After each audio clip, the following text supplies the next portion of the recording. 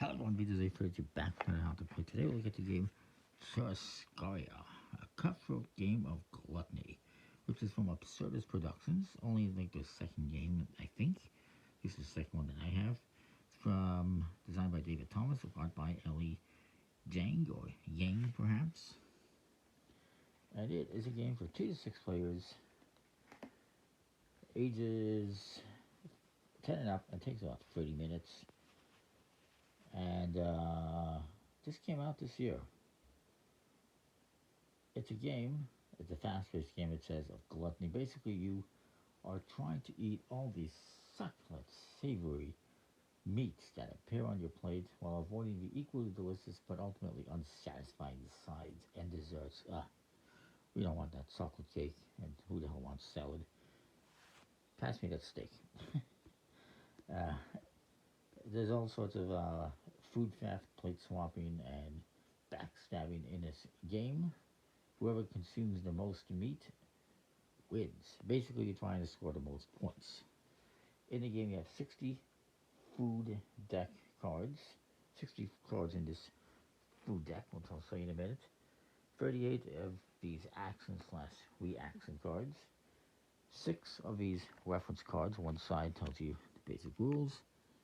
The other side tells you the turn actions. And you also have 6 of these food request tokens, they call them. They're not tokens, they're cards. I don't know if they were supposed to be tokens and then they changed their mind and forgot to update that. Anyhow, everything is in Portuguese because it's a Brazilian theme. It's frango, which is chicken, salada, which is salad. Each player is going to start off with a frango and salada card in front of them on your plate, and you can have room for 4 different foods on your plate. Everyone starts off with one of these tokens or cards. This side it says now obrigado, which is no thanks, and this one, the other side says sim por favor, which is yes thank you, or yes please, I should say. Each player also starts with 4 action slash reaction cards. You're going to start off by taking these 3 summon the Passadores cards out of the deck, shuffling it, and then dealing out 4 cards. Then you can shuffle these back into the deck. These cards, you shuffle the summon the Passadores cards. When they come out, you can do them immediately. Whoever draws this card will draw a new action card to replace it.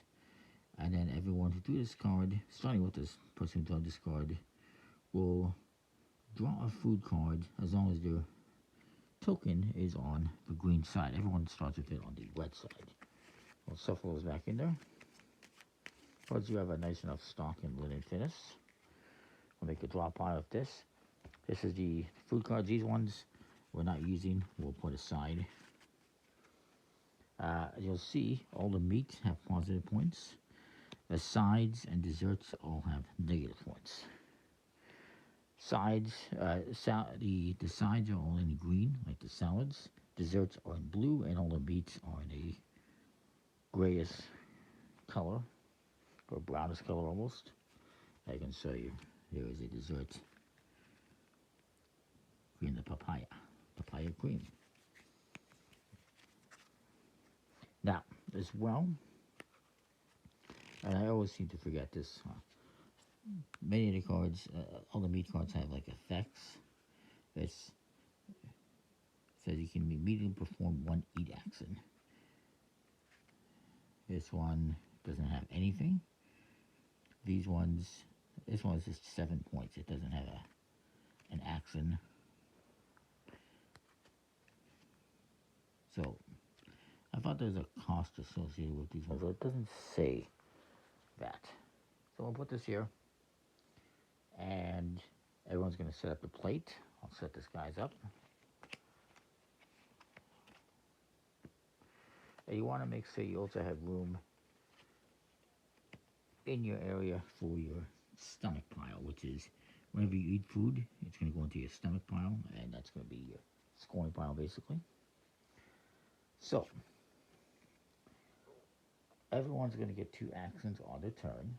You have a hand size limit of 4 cards maximum, and 4 cards max on your plate. action cards can only be played on your turn. Reaction cards can be played for free at any time if triggered. And reaction cards, yes, stuff like blocking someone from taking your food or from performing an action against you, or forcing that action onto someone else. And finally, if your food plate is full, when you draw a food card, you must eat the lowest value card on your plate. So if my plate was full, I would have to take and eat the salad if that was my lowest value card. Now, the turn actions you have on your turn. Number one, you can flip any one of these food request tokens. It could be yours or it could be someone else's, from red to green or green to red. You can perform a single eat action, which is where you will eat everything on your plate and put it into your stomach pile. You can play an action card from your hand, or you can discard any number of cards from your hand. So maybe I discard 2 action cards I don't like and I draw back up to that, however many cards I had. And then at the end of your turn, you will draw back up to your hand size of 4 cards.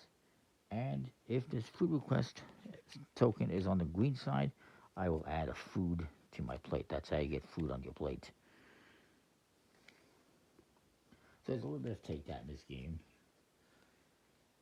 So anyway, let's say I am the start player. I believe it says whoever last grilled a steak gets to be the start player, or meat. So purple cards here are action cards. This one lets me swap any 2 players' plates. It's pointless right now because we all have the same thing. This one lets you move a food card from another player's plate to your plate again. Kind of worthless right now because we all just got 1-point cards. Some of the cards are like 8 points or 9 points, 7 points. And these green ones are reactions. This one redirects an action card played against you that would remove food from your plate to another player. And this one cancels another player's action or reaction card. There are 2 actions on your turn, so the first thing I'm going to do is I'm going to flip this for 1 action to the green side. And then my second action is,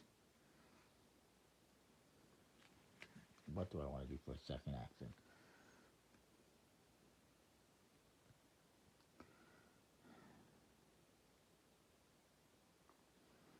You know, it's good. I'm going to move a food card from another player's plate to my plate just to use an action card, because it's either use an action card, I discard some action cards and draw back up, or perform an eat action, which I don't really want to do because it's just going to give me 0 points because it's +1, -1. So I'm just going to steal this guy's chicken. Now, he could potentially block it.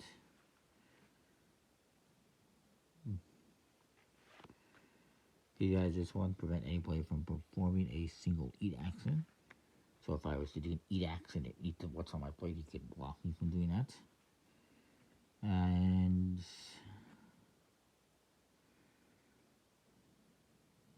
yeah. Discard, this one's a good one. Discard all the side and dessert cards from your plate. So if you have a bunch of negatives, you play this and get rid of those cards.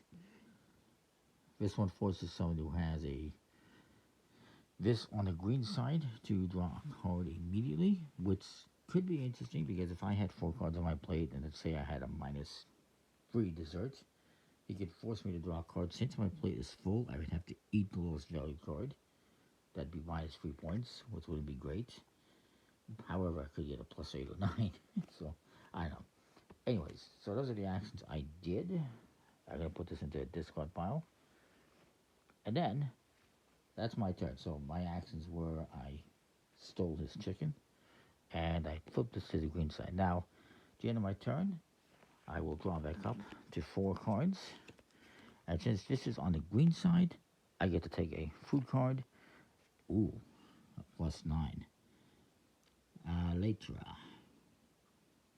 It says all other players may immediately perform 1 eat action. And I believe those actions happen when I eat that food. Let me just verify that.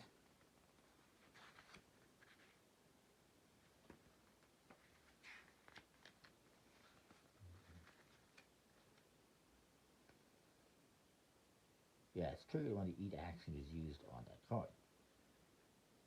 Now let me just double check something about the eat action very quickly.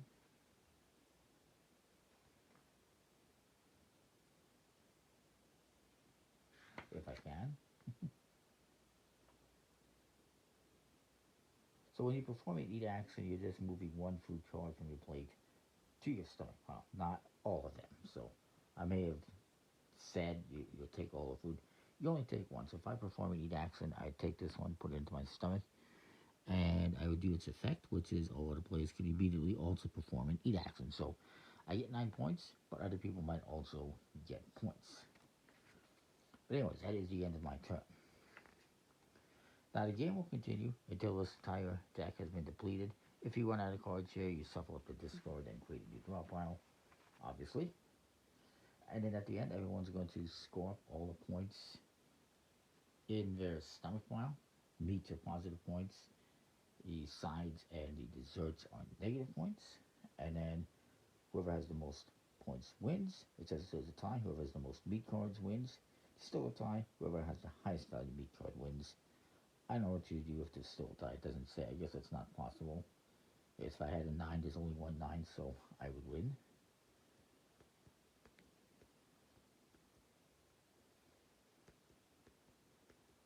Now, if a person has their token here on the red side up, they cannot draw a card, even if an action card would have otherwise forced them to do so. So let's just continue showing some more displays. Remember, there's only 4 cards on your plate, 4 foods on your plate anytime, so my plate is full right now. So this guy's going to go.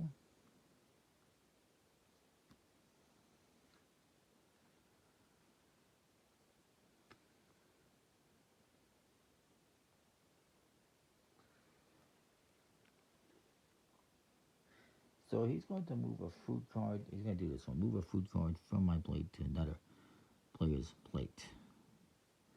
And he's going to play it on me. Since apparently I like food so much, he's going to play it on me. Since I have 4 cards, he's going to force me to eat this -1 and put that into my stomach. Better or for worse, unless I wanted to block him. I will. I'm going to block him. He can keep his damn food. So I'm going to block him with this, blocked or canceled or action or reaction card. So get out of here. Now I'm down to 3 cards, and I will stay that way until it gets to the end of my next turn. So I have less cards now, but that's the risk of doing an action, to do a reaction card to cancel something, is now you have less cards, which could be problematic if there's 5 or 6 players. And now all of a sudden you have no more cards to cancel, and somebody steals your +9.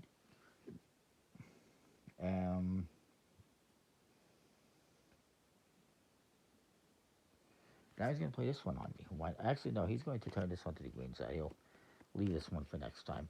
So now he's done his 2 actions. He draws up to 4. Since his thing is on green, he gets to draw food. It's a +5 Costella, the ribs. And yeah, then this next guy's going to go.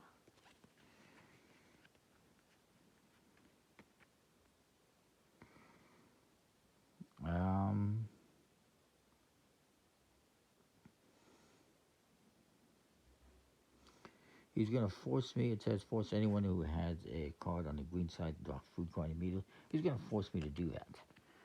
And so what's going to happen is I draw this card.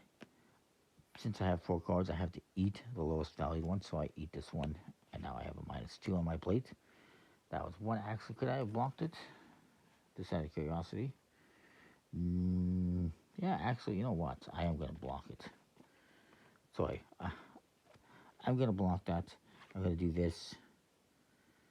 Since this action would, well, technically it's not a remove. I can't do it. Because it says, I don't think I can. It says if it's, would remove food from your plate. But it doesn't technically remove food from my plate. It will, as a consequence. But, so, he's going to play that on me. I have to draw a card. Since I have 4, I have to eat the lowest valued one into my stomach. And now, oops, this one goes here. Now, it's one action, his second action, and again he could discard cards and draw back up. Uh, he's going to flip this to the green side. Why not? And then, at the end of his turn, he gets some food. Cordero. I'll draw back up, and then it comes to me. Now, let's see, what am I going to do? I only have 3 cards.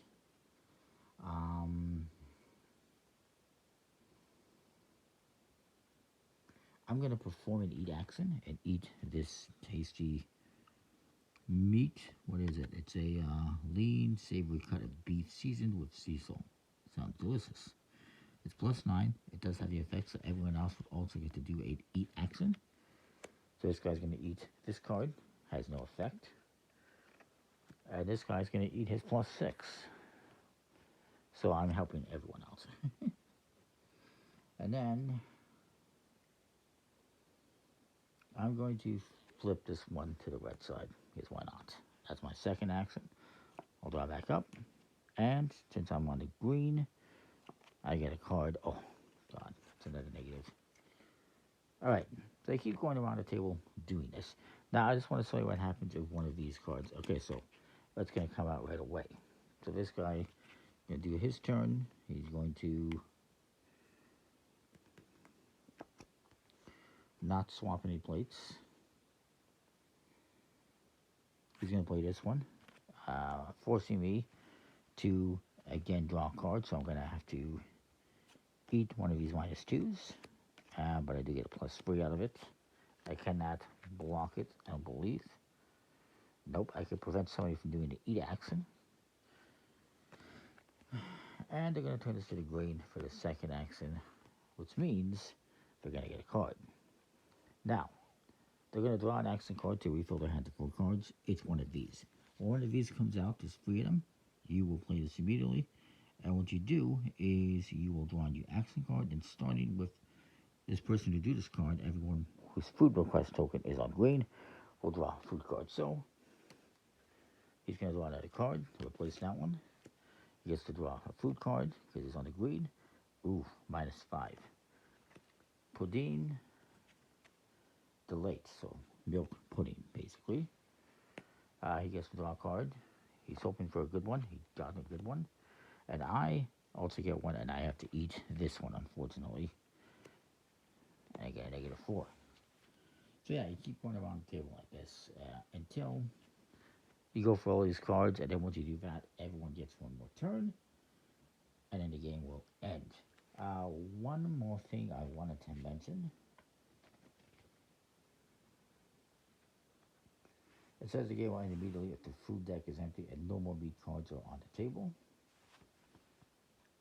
But it also says once the final food card has been drawn, the final round begins. So, I don't know. So you add up all your points. Most points wins. There was one more thing I wanted to mention. If I can recall what it was. Right.